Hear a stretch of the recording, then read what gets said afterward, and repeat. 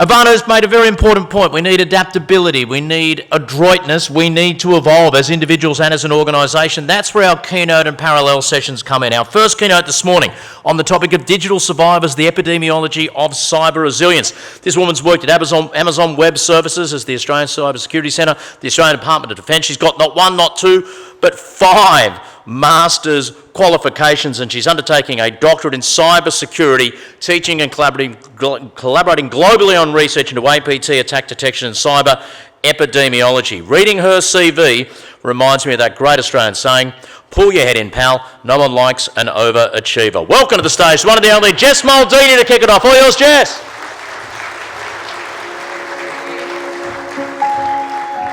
Thanks so much, Adam. Yeah, it's hard not to be called the N-word after that one, isn't it? Let me just get set up. All right, good morning, everyone. This is my first AUSCERT, which is very exciting. I actually recently moved up to Queensland from 10 years down in Canberra. So it's very, very hot here, even though you're all wearing scarves and jumpers.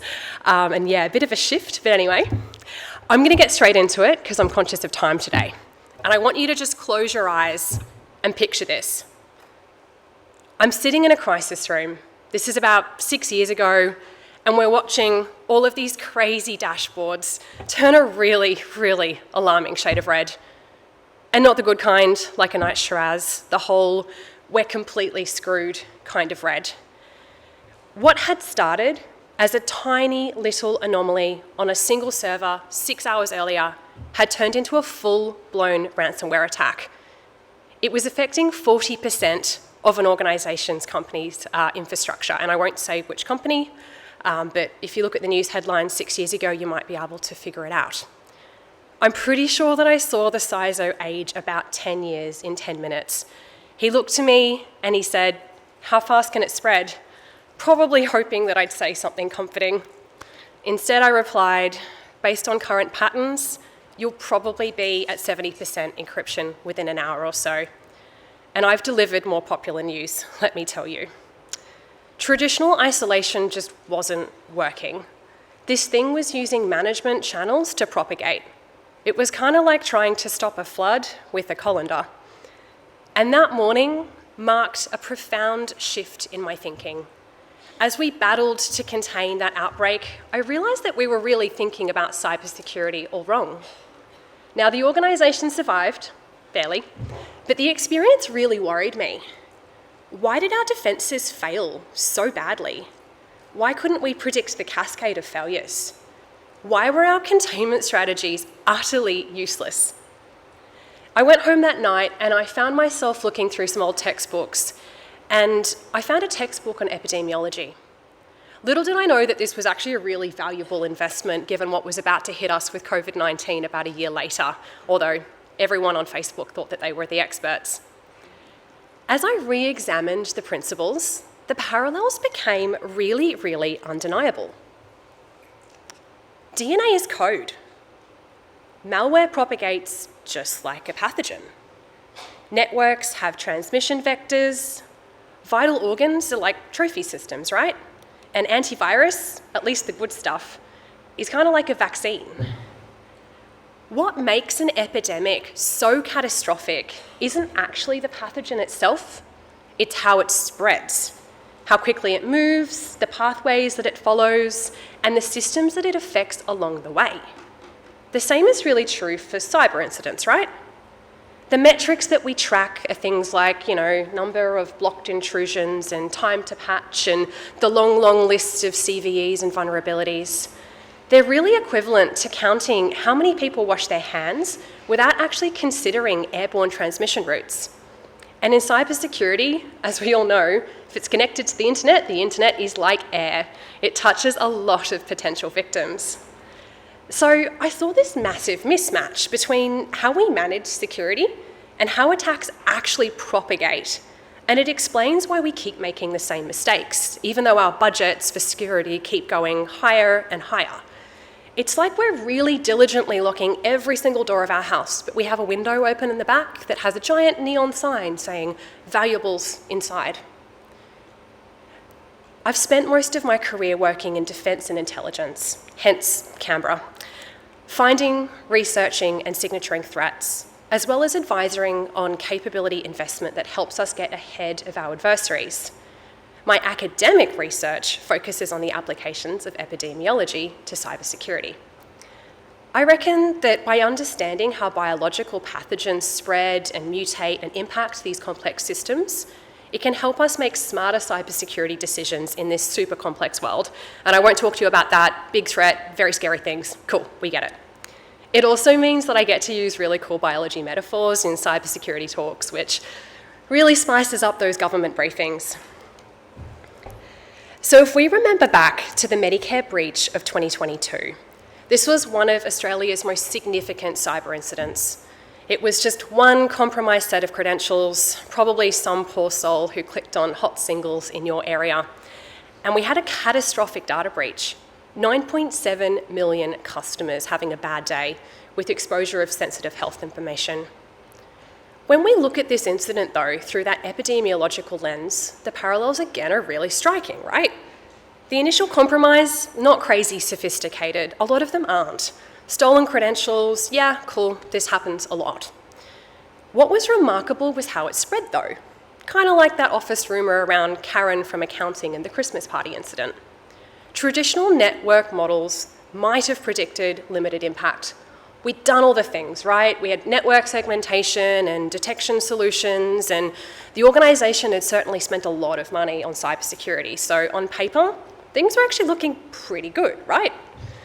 But when we apply that epidemiological lens, we see something different. So there's a cool thing that we can do, and I won't get super technical nerdy on you and show you like crazy equations, but what we can do is we can actually identify super spreader events using similar mathematical models that we can steal from epidemiology. This is specific behaviours or configurations that exponentially accelerate transmission. So it's like the cyber security event of like that one friend that comes to the dinner party with the flu and then gives it to absolutely everyone at the table, which might have happened to me a couple of weeks ago. You might notice I'm still a little bit sniffly. I'm no longer infectious, but yeah, still trying to kick it. So let me explain what this looks like. There's this cool term, and you can take this home and sound really smart in front of your family. It's called the R0. This is called a basic reproduction number. So this tells us how many secondary infections we get in a susceptible population if one person is infected. So if it's below 0, that means that the outbreak will just die out. And R0 above 1, though, it means exponential growth.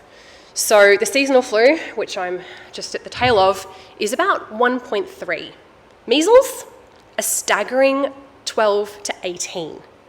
Your cousins gossip about that embarrassing high school moment at family gatherings, that's about 37.5.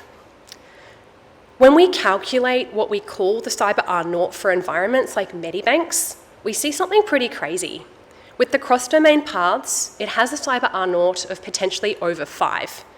So this is pandemic level spread potential. It's the digital equivalent of sneezing in a crowded elevator without covering your mouth at all. So what's the scary part here? Is that these organisations would probably get really high marks for their fancy assessments, right? You fill in the spreadsheet. I'm sure a lot of us have done it. Hands up if you've ever filled out like a control spreadsheet in Excel where you have like the ISM or, you know, your control framework and the yeses and nos and your treatments. Yeah, cool, all right.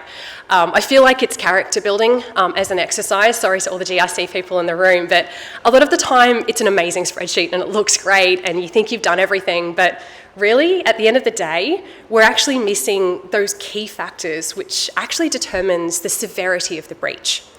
And we can see this pattern that's repeated constantly with the ANU breach, the Services New South Wales breach, the My Health Record, vulnerabilities. And in this case, the focus was really on prevention rather than figuring out, okay, well, what happens if something gets inside? What do we actually do about that? So it's the equivalent of a public health strategy that focuses just on border screening, but no domestic quarantine capabilities or contact tracing systems, and I think we all know how well that worked out in 2020, right?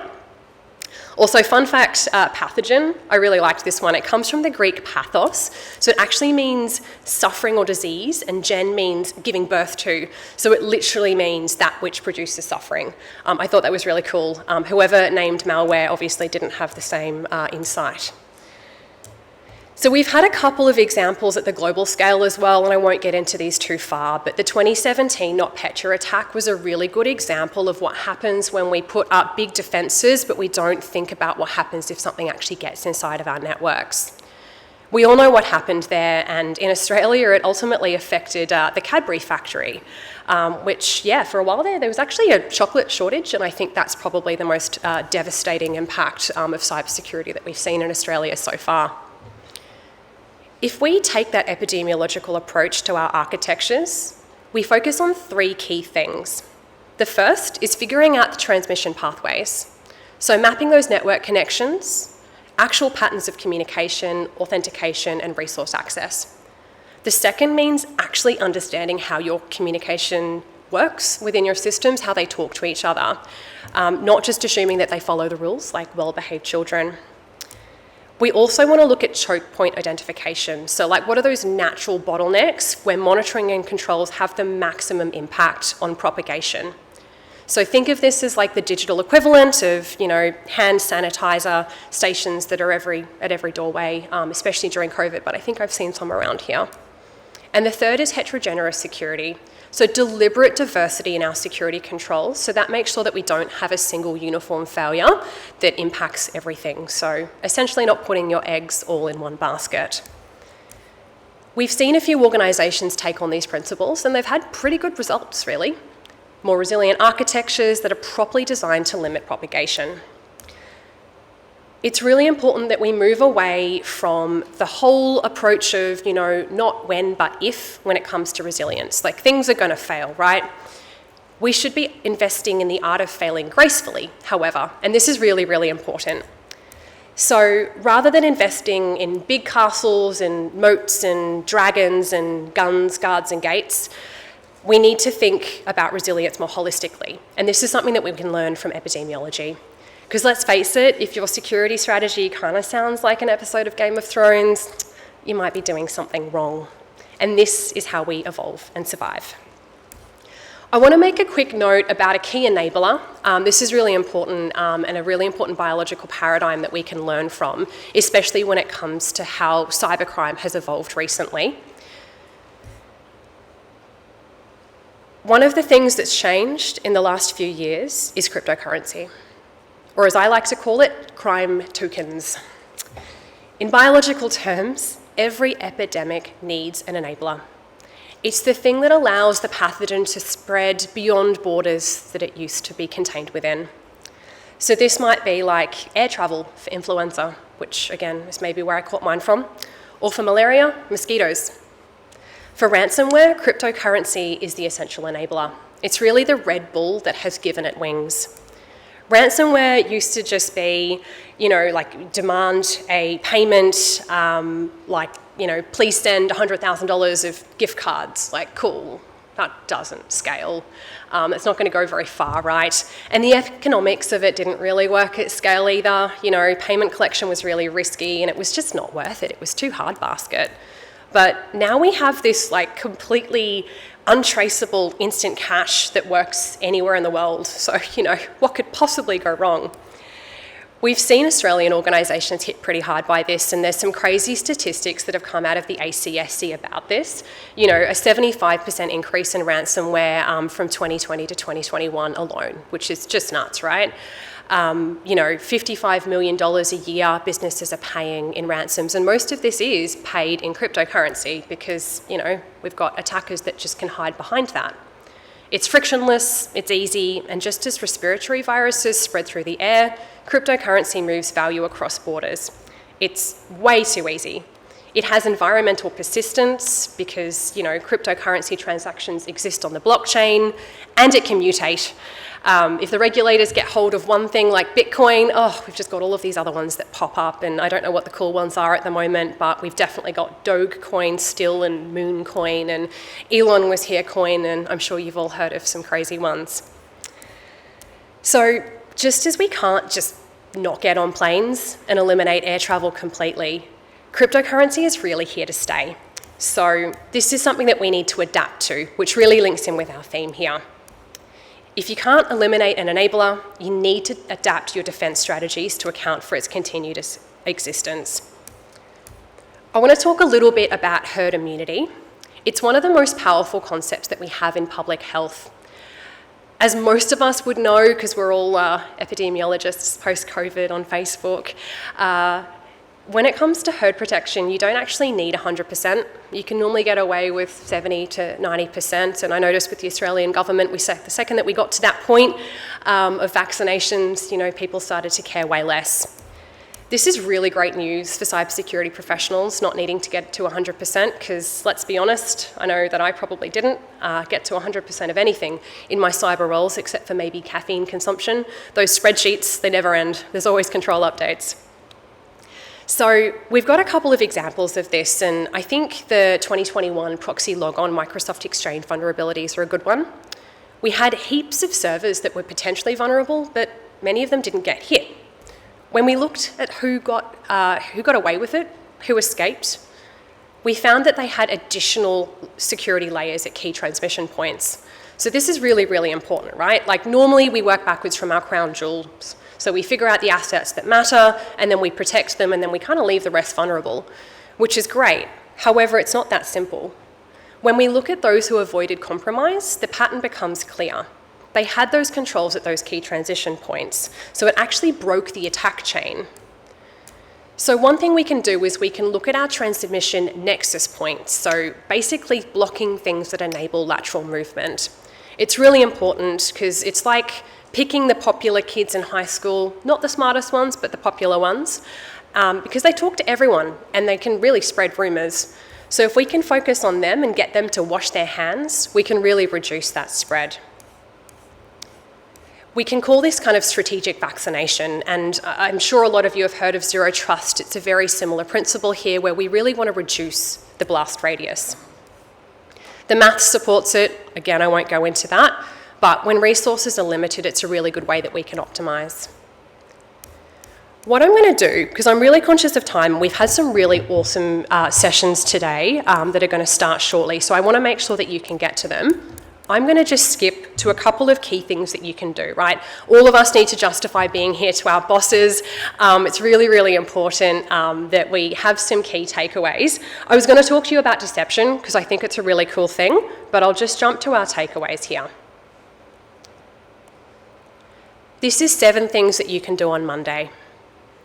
If you want to learn anything from epidemiology, if you want to adapt and thrive, these are the things that you can do. The first one is mapping your transition pathways. Super important. Don't worry about the guns, guards and gates. They're still important. You need to make sure that your cybersecurity investment is proportionate, but make sure that you understand how things spread. Identity and access management is absolutely everything here. The second is calculating your cyber threat potential. So what can spread, not just your trophy systems, but understanding, what are those attack vectors if something does get inside your front door. The third is prioritising those transmission hubs and using strategic vaccination techniques to make sure that they are protected and safe. Diversity is a big one. So in biology, we don't want everything to be the same. It's like having the same lock on every single door, right? When someone cracks that lock, they can open every single thing. And we have these market trends towards that the same technologies. I blame the Gartner Magic Quadrant. The best endpoint detection, everyone has it. And if there's an issue, we all get taken out. So consider building diversity into your systems to make sure that you don't fall over with the same thing that everyone else falls over from. Develop a digital fever response. So make sure that you've got plans to isolate things and again, reduce that blast radius and make sure you practice it. And lastly, cybersecurity is a team sport. No organisation can go about this alone. We talked a little bit earlier around supply chain. Everyone's linked to everyone. If I use dodgy Wi-Fi and then connect to you, I can spread something. So one of the cool things that we learn from, the health science is that we're all in this together. And I remember going to a Westfield in the middle of COVID and there was someone there and they weren't wearing a mask and they were spluttering over everyone and everyone was kind of like, what is wrong with you, right? And we wanted to hold them accountable. Cyber should be the same. So make sure that you form your alliances, share threat intelligence with each other and work together. We've got some really, really cool lessons that we can learn from biology. Nature's really shown us how. Let's take the hint. It's only had 3.7 billion years of practice. Thank you so much, everyone, and enjoy the conference today.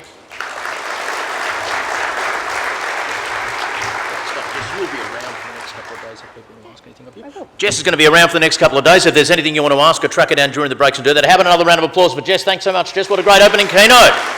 Loved it. Loved your 7 takeaways. There is an 8th takeaway there. If you're keen on Karen from accounts, track her down at the Christmas party, not by clicking on hot singles in your area. That was my main takeaway. But then again, I am an idiot.